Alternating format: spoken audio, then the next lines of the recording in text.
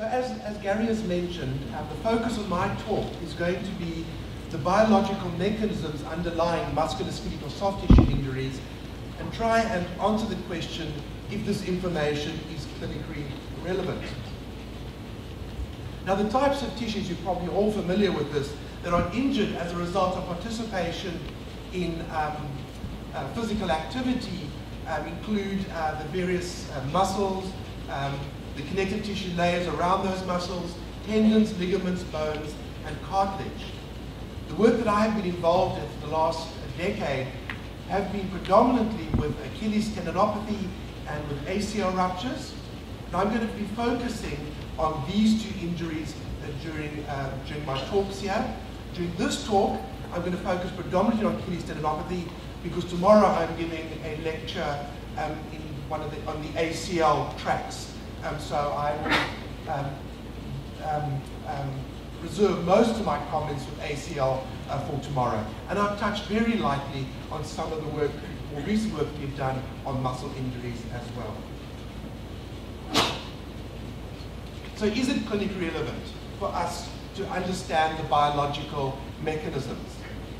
Often I hear this question, is I'm a clinician, is it really important for me to understand and be aware of the biological mechanisms that cause or underlie an injury? And although this is often a common response that we get is, don't I just have to treat the patient? And how is a talk in basic science going to help me directly to affect my ability to treat my patients tomorrow or next week when I go back to work? And although this is a common question and a common response, I believe this is the wrong question and the wrong response, especially in an academic conference like this. Yes, as clinicians, when you attend a conference, you want to learn information which has immediate applications. However, you should also be concerned that there is growth in knowledge within your field. And so I believe there needs to be growth in different directions within the field of sports medicine. The first is the breadth of knowledge. And that is normally done by your clinical and applied scientists. And the breadth of knowledge has more direct application on how you're going to practice as a clinician tomorrow when you go back to work. However, you should also be extremely concerned that there's also a growth in the depth of knowledge, that the depth of our understanding is increasing as well. There might not be direct applications for you tomorrow, but in 10, 15, and 20 years' time, this increase in the depth of knowledge will and should affect the ability in which you can practice as a clinician. And this depth of knowledge is usually predominantly driven by the basic scientists. So as one attends a conference, one should be concerned that our knowledge is growing in depth and in breadth. I've also learned over the years that we need to become multilingual. Disciplines like sports medicine and exercise science are multidisciplinary disciplines. And we have to learn to understand at least everybody else's language. I, as a scientist, have had to learn over the years the clinical language. Dorsiflexion, plantarflexion, abduction, adduction. This is all Greek to me when I started as a basic biochemist working in this field. And so this is a language that I've had to learn. In the same way, I believe that clinicians need to learn the scientific language. We need to learn about SNPs and polymorphisms and UTRs and things like that. You might not be working with them on a daily basis, but you need to be aware of the languages of our respective disciplines so that we can at least communicate with one another and understand one another. I come from a country where we have 11 official languages. I can speak 2 of them at best. So understanding one another is actually important. Why is understanding the molecular mechanisms important? Because determining the risk the diagnosis, the clinical management, and any therapeutic intervention of any musculoskeletal soft tissue injury or any other medical condition should be based on a solid understanding of the biological mechanisms that cause these injuries. In the diagram there, this is a hypothetical diagram which I've drawn, is showing the pathogenesis from a healthy tendon to a pathological tendon or an injured tendon. At the top there is what I call our current knowledge barometer. Some of what we know is correct, and I've indicated that in green, and that's great, because then you treat your patient based on correct knowledge. However, the scary thing is some of the things that we think we know to be right is actually wrong. And therefore, when you treat your patient, although you have all the best intention in the world, you're actually causing more harm than good, and you're not knowing that. And then there's this huge gap in the middle of unknown knowledge, which I've indicated in white. So we don't have a complete knowledge of the biological mechanism. And therefore, there needs to be continued research is required to increase the amount of correct knowledge. And over time, not today, not tomorrow, but over time, this will affect our ability to accurately diagnose and manage the various injuries. This is a typical risk model showing the multifactorial nature of these injuries. There is no single cause of these injuries, but rather these injuries are caused by a very complex and poorly understood interaction by various intrinsic and extrinsic risk factors. And an important step for injury prevention is the establishment of the etiology and mechanism of injuries. However, our current models, as shown here, although they are an important first step, have been developed by the clinical scientists, the biomechanists, the epidemiologists, predominant disciplines that have contributed to them. And so if you look at these things, there is very little information that's been supplied by the basic scientists, the anatomist, the physiologist, the cell biologist, the biochemist, the molecular biologist, etc. So they're not based on molecular mechanisms. And that is where we need, I believe, to go. Which key?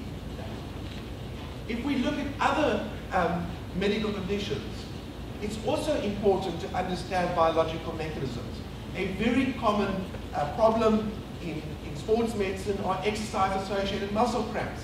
And there's still huge debate within the literature whether or not muscle cramps during exercise is a fatigue process or as a result of electrolyte deficiency. In certain parts of the world, people think it's been solved, it's electrolyte deficiency. But it could be a fatigue process or a combination of the two. The correct understanding will determine how we manage it. Do you give calcium tablets, sodium tablets, or do you stretch out the muscle? There's a whole industry that has developed on the understanding that muscle cramps is caused by electrolyte deficiency. But it could be wrong. So we need to understand mechanisms.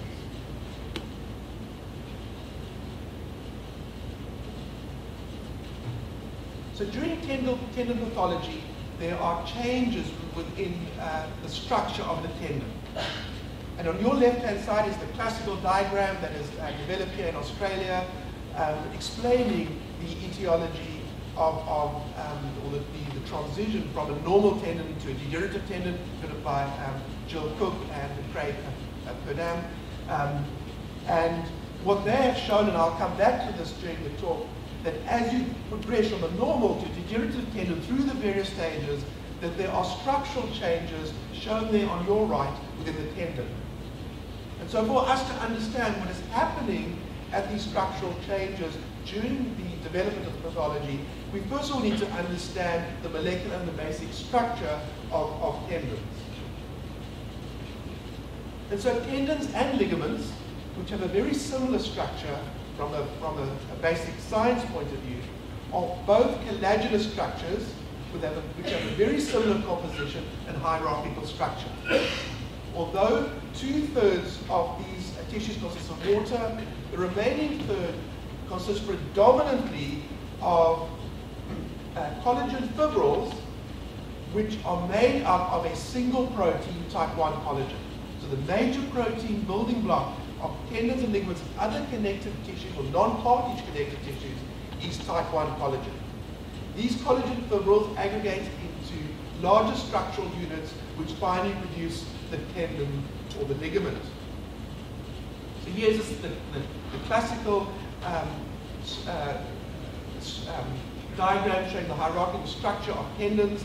It's very similar for ligaments. So here you have your type 1 collagen molecule, which is the basic building block of the collagen fibril. And this is the smallest structural unit of tendons and ligaments. And this collagen fibril will then aggregate to collagen fiber, fascicles, and eventually forms the tendon or the ligament. I've been spending a lot of my talk talking about this basic structure known as the collagen fibril. And here's a schematic diagram of the collagen fibril. It consists predominantly of type 1 collagen shown there in the black hatched bars, but there are other collagen types which I'll be referring to, and other proteins, but there's other collagen types. Type 3 collagen, type 5 collagen, type 12 collagen, type 14 collagen during my talk. Besides the collagens, tendons and also contain other macromolecular structures, which is shown here at the top here. So you've got your collagens, various types that I've mentioned. They're also proteoglycans. Your proteoglycans are molecules which contain a small core protein to which long linear carbohydrate chains are attached. In fact, 95% of these molecules consist of these carbohydrate chains. And these carbohydrate chains are known as GAGs, which is short for glycosaminoglycans. So these proteoglycans are very important components of tendon. I'll refer to one of them in particular during my talk, aggregate. And then, of course, there are your non-collagen proteins, your so-called glycoproteins like tenacious C, COG, elastin, which also form important structural components of tendons. The part of the tendon which connects to the bone, the osteotendinous junction, and parts of the tendon which experience compressor forces, where the tendon, for example, goes over a bone, besides having these collagens, proteoglycans, and glycoproteins found in the mid-subs of the tendon, also have other components which are predominantly found within cartilage. So it also contains cartilage collagens, such as type 2 collagen, type 9 collagen, type 11 collagen. Type 2 collagen is the cartilage equivalent of type 1 collagen. Type 9 collagen is the cartilage equivalent of type 5 collagen. And type 11 collagen is the cartilage equivalent of 12 and 14. There are also aggregan, which is your proteoglycan, which is found predominantly in cartilage as well.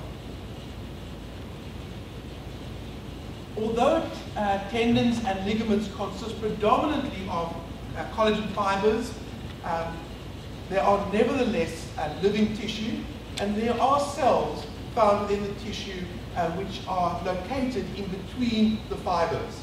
So in this diagram here, you have your collagen fibers shown in yellow, and embedded within the fibers is a cell, or a tenocyte. Here's the nucleus and the cytosol of the cell. And these cells are able to respond to mechanical loading. So if you place a load on the tendon, messages are sent to the cell from the outside world through receptors on the cell wall, eventually to the nucleus, which result in new protein synthesis.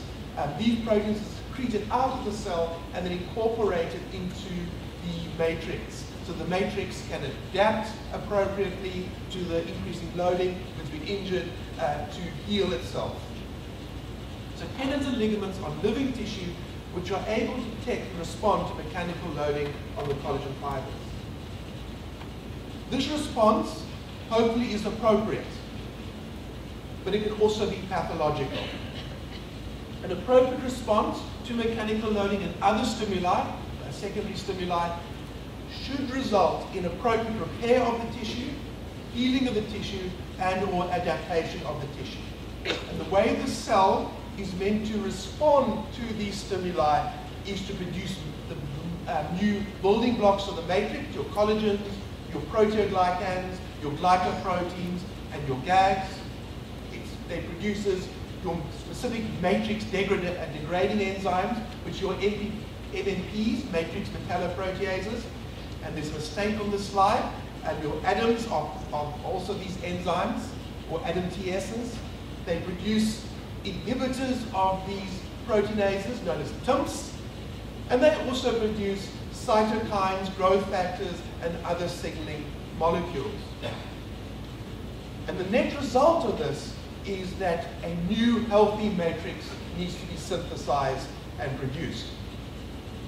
However, if the stimulus or the load is inappropriate, you will then get a pathological response. And Jill Cook and others have recently termed the term, you get dysregulated cell signaling. The cell produces these same compounds, but in the wrong quantity, in the wrong types, the wrong amounts. And this will eventually lead to pathology, and if not appropriately treated, degradation of the matrix and injury. So here is a schematic diagram which I got from Jill with her permission a few years ago. Jill, do you remember that? Showing the structure of a normal, healthy tendon and the extreme case of a diseased tendon. So here you have a healthy tendon. In the brown here are the collagen fibers, the cells in between the fibers which make up this matrix.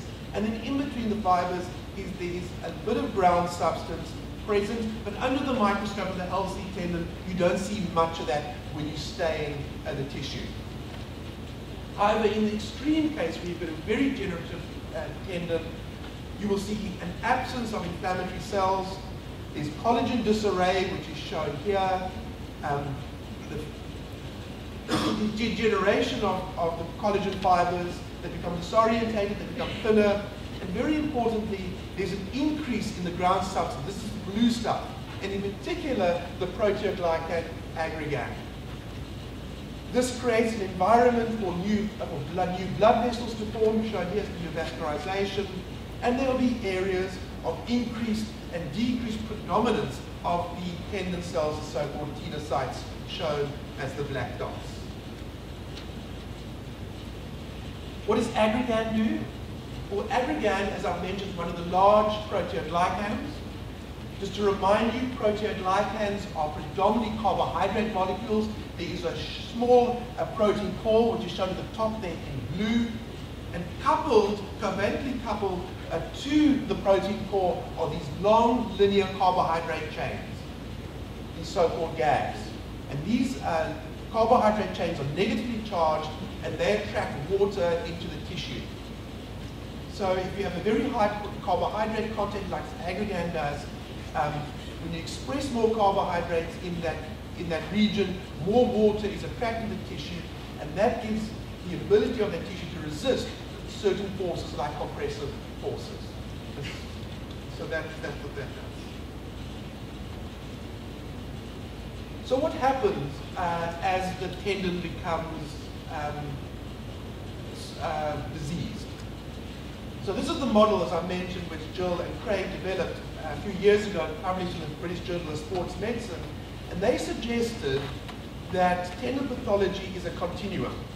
That you start with a normal, healthy tendon, there's an excessive load applied to that tendon and other inappropriate factors. Initially, you get a reactive tendinopathy. During this stage, and what I really appreciate about this model, I'll switch the screen up, sorry. Back again.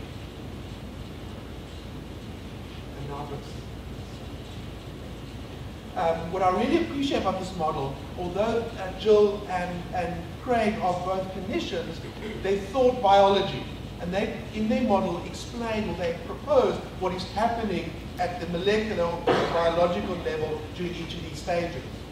And during a reactive tendinopathy, what they suggested that the cells become activated as a result of this abnormal load. So remember, one of the things that happens in tendons that the tenocytes within the tendon are able to detect and respond to that load. And this would be an inappropriate response.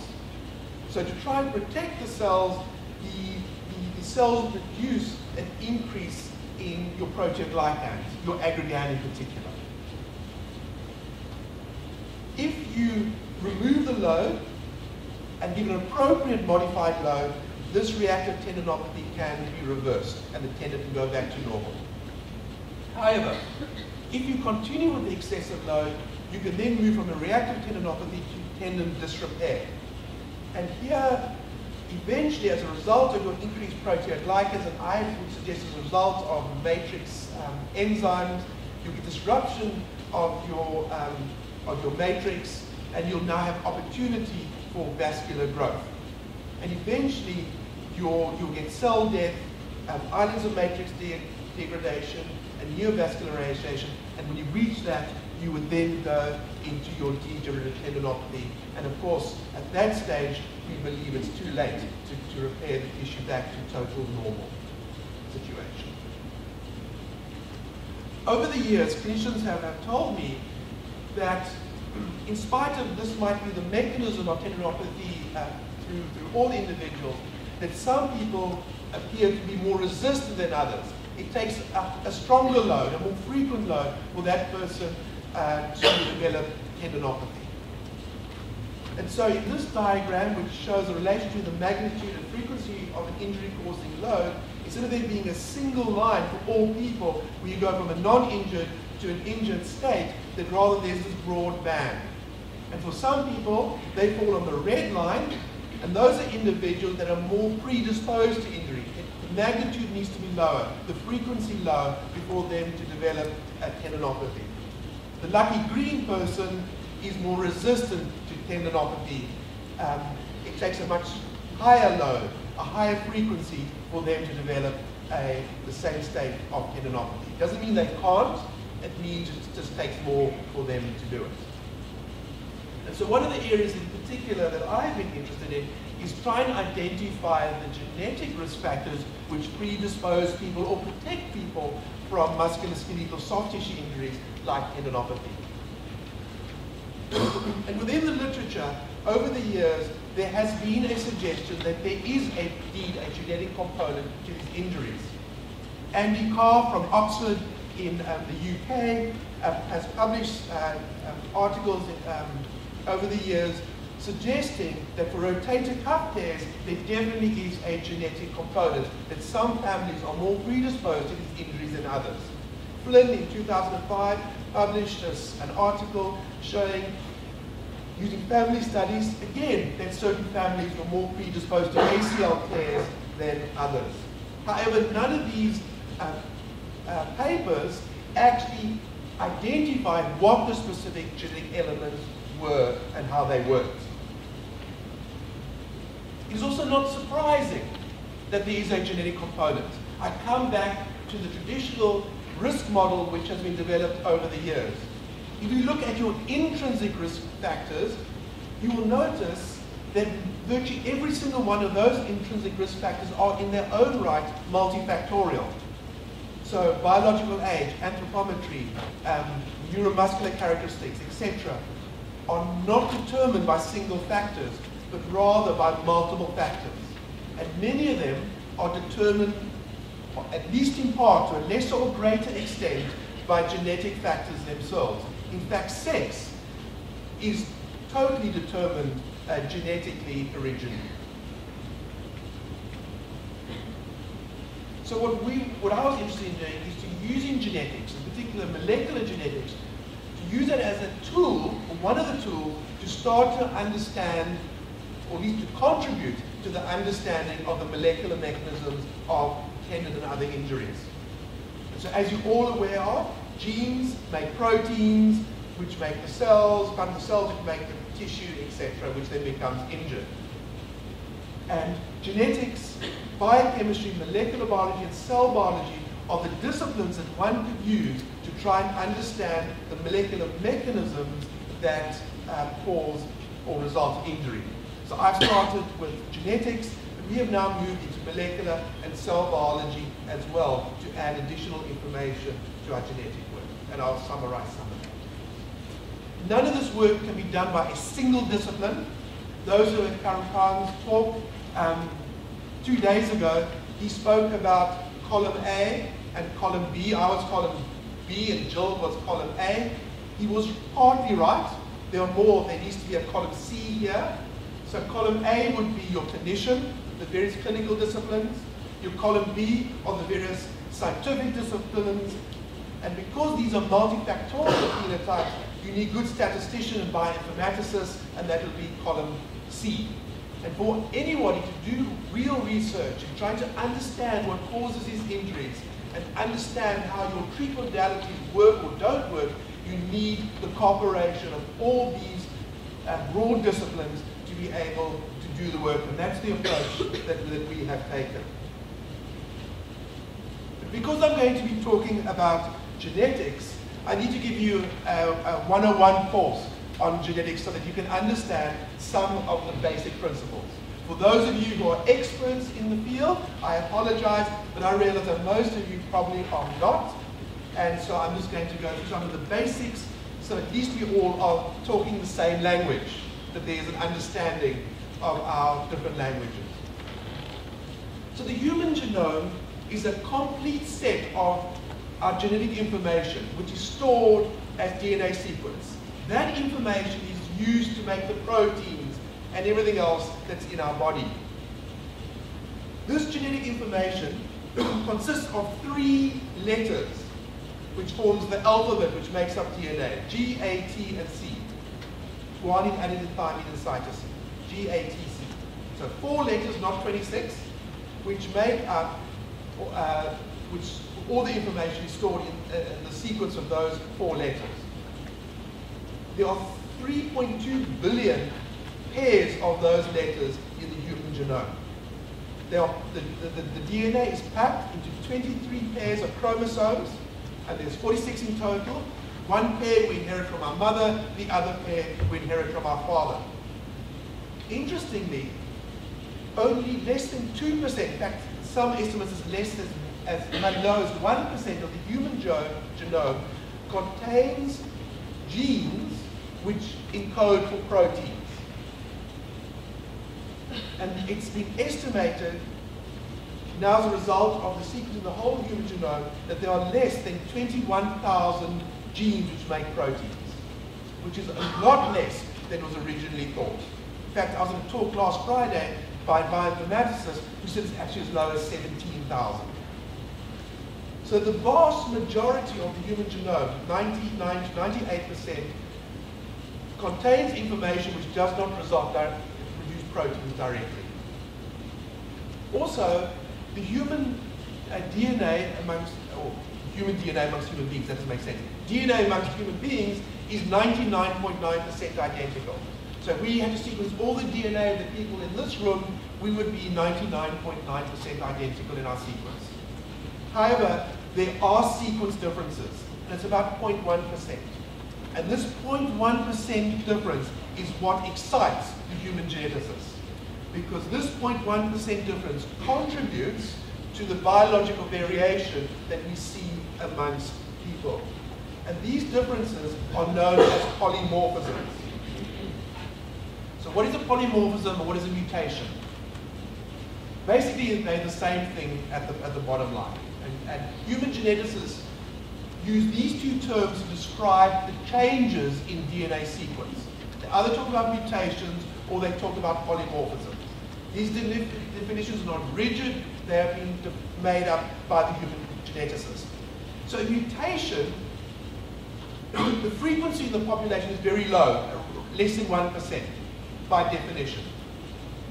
It is any change in the DNA sequence which is considered abnormal, away from the normal. It is very rare. And in a lot of cases, not all cases, it can directly or overtly cause human diseases. There are a number of diseases around which are caused by these mutations in the DNA. And they are rare because it reduces fitness. And so people either die or whatever. But not all mutations, not all changes in the DNA that are very rare cause disease. Some can be quite neutral. You get what he knows personal mutations. I'm born from some change in my DNA, I would have a mutation somewhere, which then I will pass on. It's not going to affect me, so that is a rare or private mutation, which has no effect. Anything greater than 1% is considered, generally speaking, a polymorphism. So polymorphism is common in the population. The one is not considered normal and the other is not considered abnormal. They're just two different versions of the sequence. So in the English language, and I can't think of a word right now, there's sometimes you give it a Z or an S in the spelling. They're both correct. That would be a polymorphism. The Americans take a U out of color, I would call that a mutation.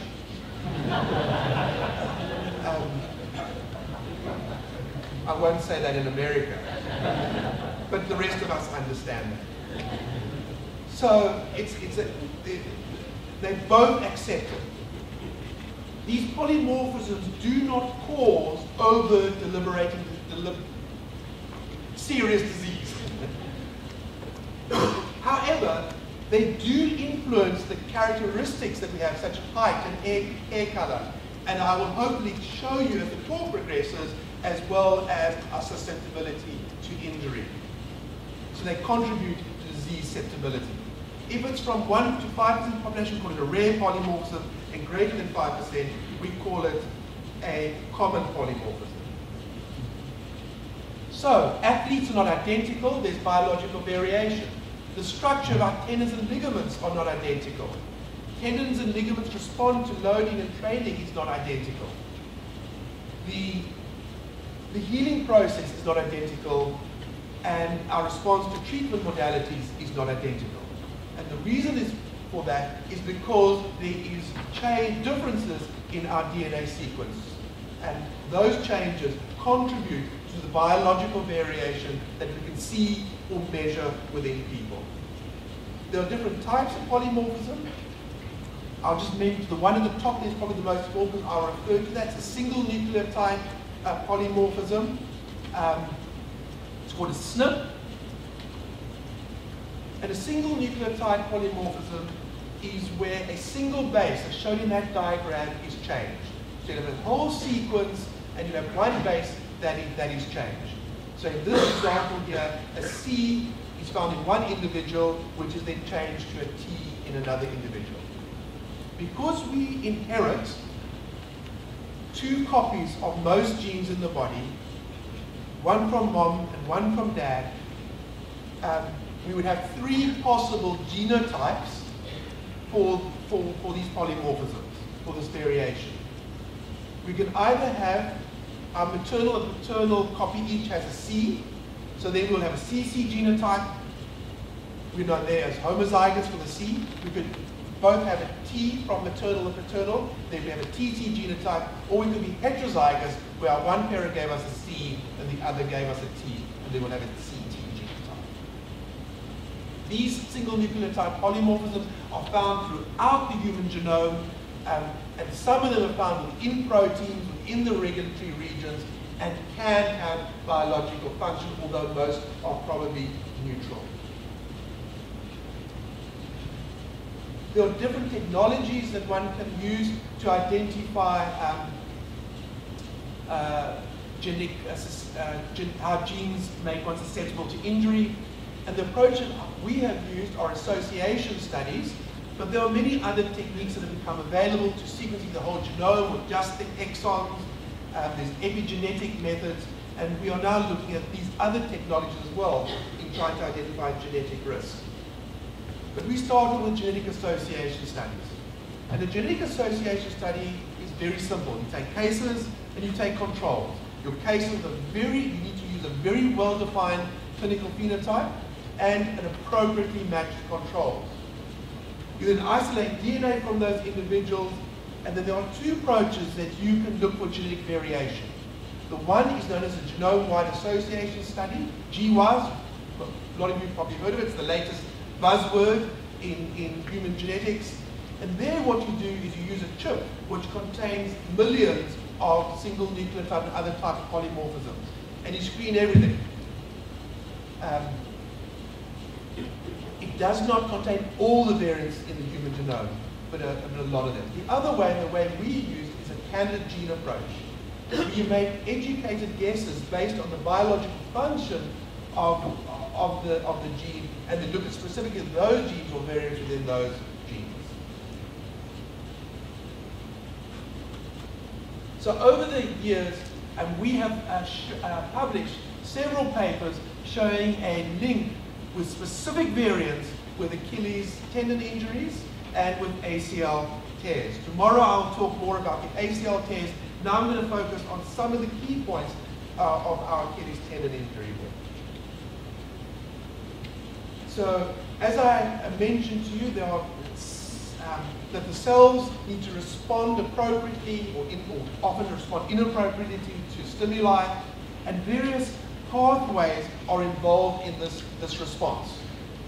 And these pathways become good candidates for association studies. So, as you probably all know, there's a bit of literature which suggests that there is increased apoptosis during tendinopathy. So we have looked at a particular one gene, caspase 8, which is a key enzyme in the apoptotic pathway, which is programmed cell death. And what we have shown when we compared cases and controls, that there are versions or forms of the caspase 8 gene which are associated with a tendinopathy. This suggests that with an appropriate stimulus, that certain individuals are more likely to go into apoptosis than other individuals. If we look at signaling molecules, cytokines and growth factors, at the bottom there we have published a paper showing that some of the interleukin pathways are associated with tendinopathy. We've published at the top there that your growth and differentiation factor 5 is associated with tendinopathy, but not with ACL, which is the bottom. And again, this suggests that these pathways will respond differently. There'll be variation in the way these pathways will respond to external stimuli, and that the response then will be different between individuals.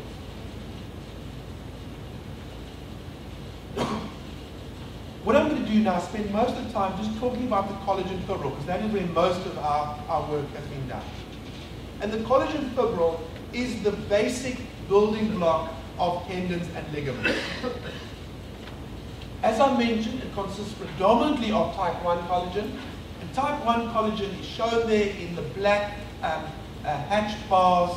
However, there are many other collagen types and other proteins which are found within the fibril. And in particular, I would like to draw your attention to the blue structures there, and that is type 5 collagen. Type 5 collagen has a unique structure. Most of the proteins embedded within the fibril and forms what we call heterotypic fibrils of type 5 collagen, but the amino-terminal end, the beginning part of the protein, protrudes from the surface of the fibril. And this amino-terminal domain, which protrudes from the surface, plays a very important role in regulating the formation and the diameter and the lateral growth of this fibril. We also, if you look at the literature, I propose that there's a lot of there's limited biological redundancy with the collagen fibril. One of the things when I was doing my postdoc, one of the cool experiments everybody tried to do was to make knockout mouse. You had your favorite gene, you would knock it out of the mouse, and you would see a cool phenotype. And then from that, you would learn what the protein does. But in most cases, the mouse was normal, or it died in utero. So a lot of money got nothing out of it. And the reason a lot of the mice remain normal, because other biological pathways compensated for the genes that were lost. And that is compensation that takes place in our biological systems. Boeing and Airbus have known that for years. They have backup systems in all their aircraft. That's why we fly quite happily. And same with our bodies. However, there are certain systems where there is a very limited backup. And this can be seen in the connective tissue disorders of your collagen disorders. In fact, virtually every single one of the genes which make the proteins which are found in the collagen fibril, the basic building block of tendons, ligaments, and other connective tissue, can have mutations in them which cause very severe connective tissue disorders, osteogenesis imperfecta, Ehlers-Danlos syndrome, etc. Virtually every single one of them.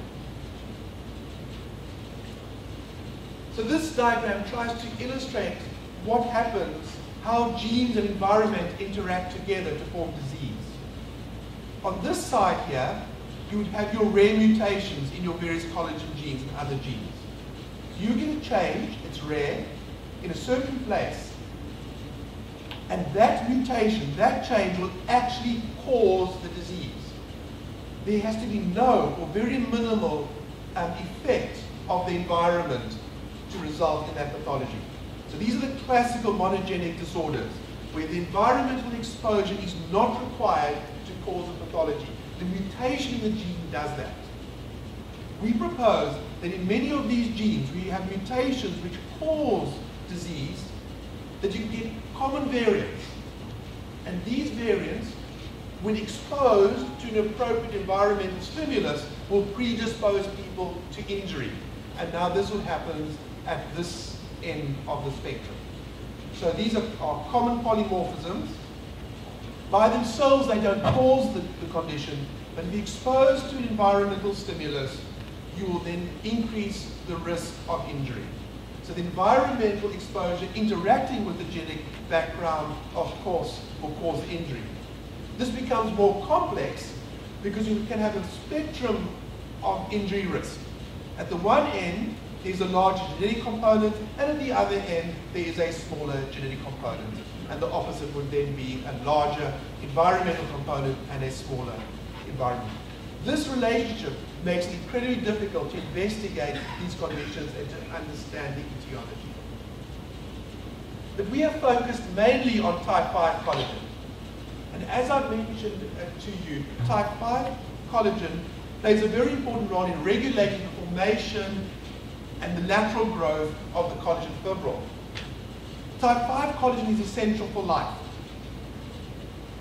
We need to have two, in fact most of type 5 collagen is a heterotrimer consisting, a heterotrimer means there are three chains which make up the protein, and then hetero means they are different. So three different chains make up the protein, and the major isoform consists of two alpha-1 and one alpha-1, two alpha-1 and one alpha-2 chains. The alpha-1 chain is made by the COL5A1 gene, and we need to have two normal copies of this gene to be healthy. If we knock out both copies in the mouse, that mouse dies in utero. If we knock out one copy, we get Ehlers-Danlos syndrome, which is a joint hypermobility type syndrome. In the old days of the circus, the person who could put themselves into a box usually had Ehlers-Danlos syndrome. So here's the COL5A1 gene. In particular, we have concentrated on one part of the gene, which is known as the 3' UTR, it's the end of the gene.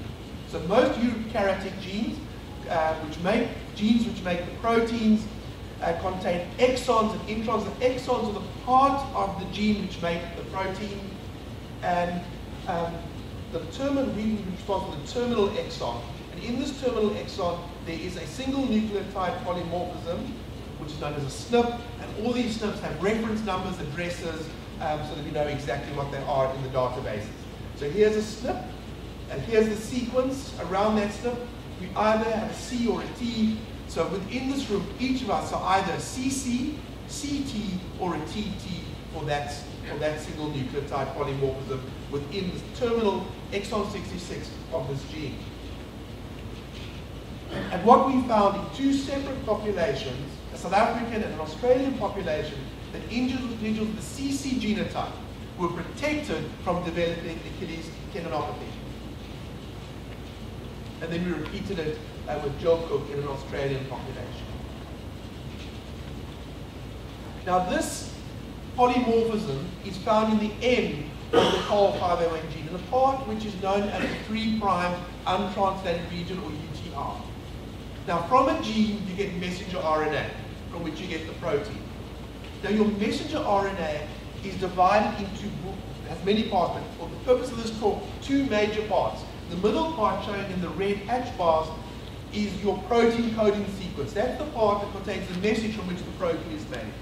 Flanking your protein coding sequence are two areas shown in red boxes with a white in the middle, which are known as your untranslated regions. At the one end, the beginning is known as your 5' UTR, and the other end is known as your 3' UTR. So they flank, they're on the messenger RNA, and they flank the part that makes the protein. They don't make for protein themselves. So this is secreted into the cytosol from the nucleus, and protein is made for that. We now know that 3' UTRs have very important functional roles in the cell, and they regulate the stability of the mRNA and the amount of protein that is made from the mRNA in the cytosol. So one of the questions that we wanted to ask is whether the 3' UTR of COL5A1, which contains the SNP, which is associated with tendinopathy, is indeed functional. And indeed it is. When we took the 3' UTR from people who had tendinopathy and from control people and sequenced it, to my surprise, what we did was we identified two major forms of the 3' UTR. The one was predominantly associated with controlled athletes who corresponded to the wild type sequence in the databases, and the second one was identified predominantly with those with tendinopathy. And although this is a very long 3' UTR, there were 7 changes along the 2,000 or 3,000 bases which determined these two distinct forms. And we found that they were functionally different. So we did assays without going into details which measured mRNA stability. We found that the 3' UTR from the tendinopathic people were more stable. So it hung around in the cytosol longer than the wild type form, and by implication made more type 5 collagen.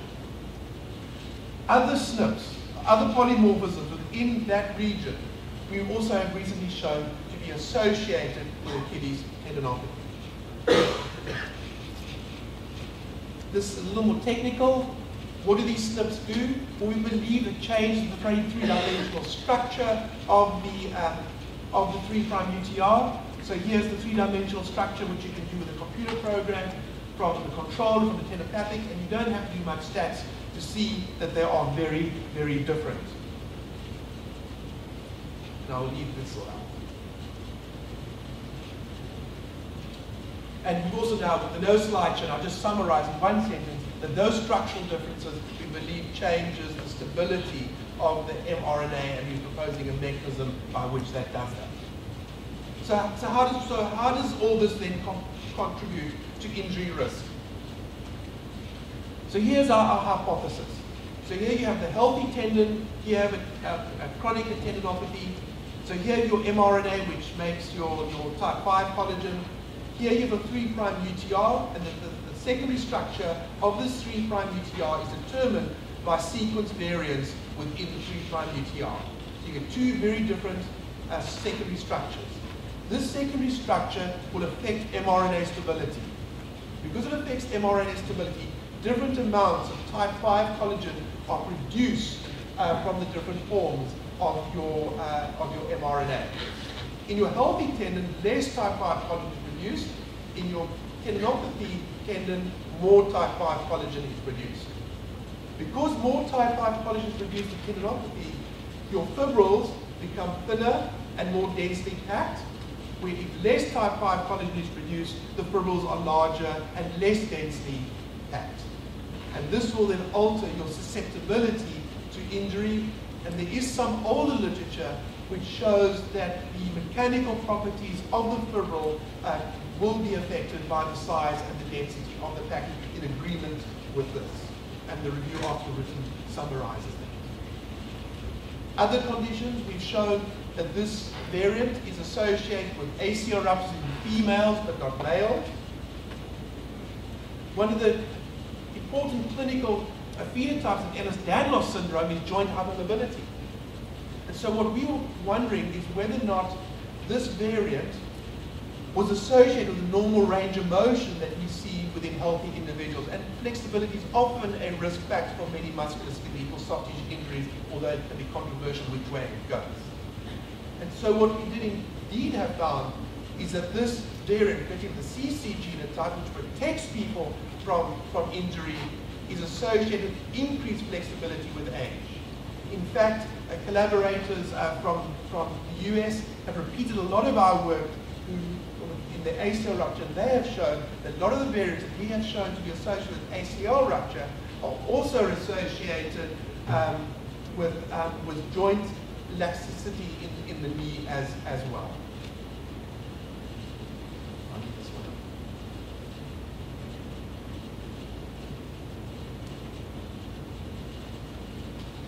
So what do clinicians need to know about musculoskeletal soft tissue injuries? First of all, hopefully I've convinced you that every athlete is not identical, that there is biological variation amongst us. Our structures are therefore not identical, therefore we respond to training differently, we respond to healing differently, and we respond to various treatment modalities differently.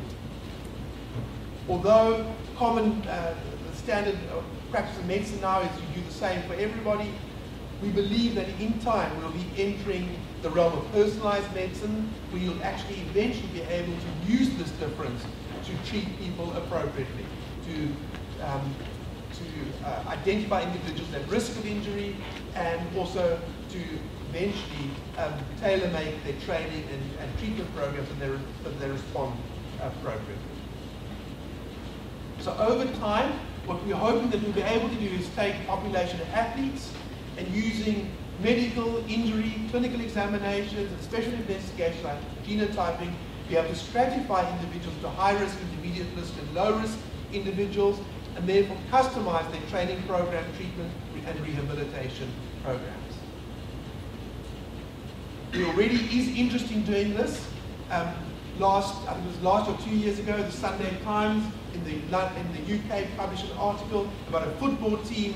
They didn't give the name of the team, where they're already genotyping their players for performance and injury risk. And although I don't believe this is true, because I actually spoke to one of the doctors at UK Athletics, the BBC had an item saying that they were interested in gene tests for injury amongst the Olympic team of Great Britain. There are companies already that have taken actually our results, one in America and a local company in South Africa, and they've done direct-to-consumer genetic testing. It's already available. What you do in this situation is you send a swab from your mouth to the people, they genotype you, and they tell you if you're going to be predisposed to injury or not. I've read a report from this one, and it is totally wrong. So it's a sham. So what we've decided to do is rather than, because it's happened, is to rather develop a test which is honest.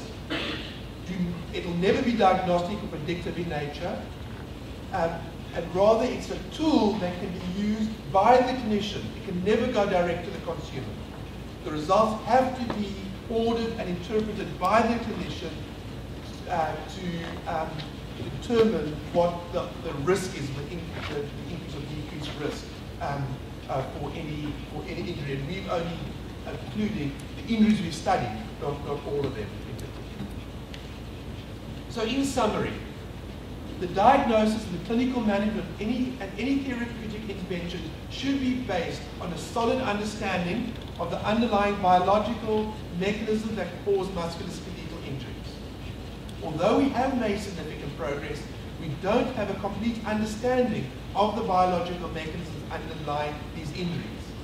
These mechanisms are complex, which makes it very difficult to investigate, to study, to identify them. There is no single factor which causes these injuries. Continued research is required to understand the biological mechanism. I'm glad they're stated, because then I have a job. But even without complete biological understandings, clinicians should nevertheless think about biological mechanisms when treating patients. Musculoskeletal systems respond to loading and healing differently. In the future, there might be the use of personalized medicine, and especially in sports medicine, this could become very important. And I would like to just remind clinicians that you are actually applied biologists. which makes your job very much harder than mine. There's a huge team of people in South Africa, the UK, and Australia that have contributed to this research. At the bottom there is our current team in Cape Town that is working at the biological level doing the research. And you cannot come to Sydney from Cape Town to also brag about the city that I live in. That's a picture of Cape Town, the University of Cape Town there. So from one beautiful city to another, thank you very much for your attention.